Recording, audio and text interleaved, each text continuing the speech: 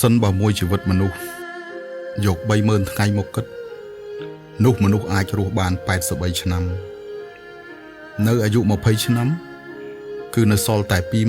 22800ថ្ងៃនៅអាយុ30ឆ្នាំ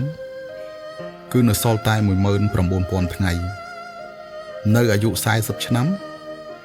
គឺនៅសល់15400ថ្ងៃនៅអាយុ50ឆ្នាំគឺនៅសល់តែ11800ថ្ងៃរីឯនៅអាយុ60ឆ្នាំគឺនៅសល់តែ8000ថ្ងៃតែប៉ុណ្ណោះពេលឃើញតួលេខនេះនៅចំពោះមុខខ្ញុំស្រាប់តែមានអារម្មណ៍ថាជីវិតយើងពិតជាខ្លីណាស់100ឆ្នាំក្រោយនឹងគ្មានអ្នកហើយក៏គ្មានខ្ញុំដែរយើងខំប្រឹងពេញមួយជីវិតតែមិនអាចយកស្មៅឬឈើបានទៅជាមួយសូម្បីតែមួយដើមយើងប្រកាន់ពេញមួយជីវិតតែមិនអាចយកមោទនភាពឬសេចក្តីស្រឡាញ់បានទៅជាមួយសូម្បីតែមួយបើជីវិតពិតជាខ្លីយ៉ាងនេះហេតុមិនដេចបានជាអាចខ្ជះខ្ជាយជីវិតដើម្បីទុកព្រួយដើម្បីសោកសៅដើម្បីគិតគូរត្រឹមតែរឿងតូចតាចបានយើងមានតែពេលវេលា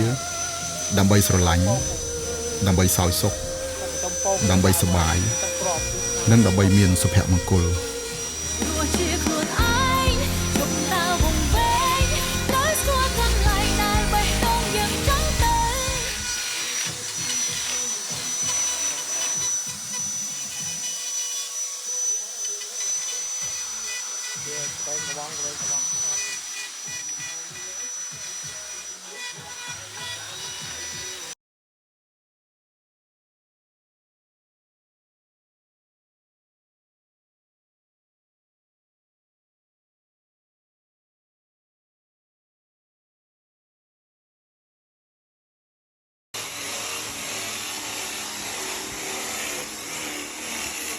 ปูดักไปโชว์เลยดูดมาตัด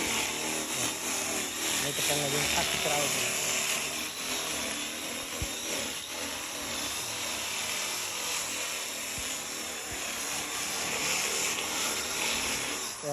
ไงอะไรเงี้ยติ๊กมันจับสัตว์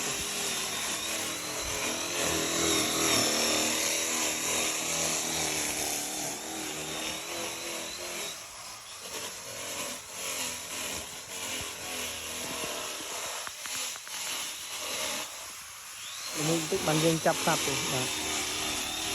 ขัดทานดูก่อน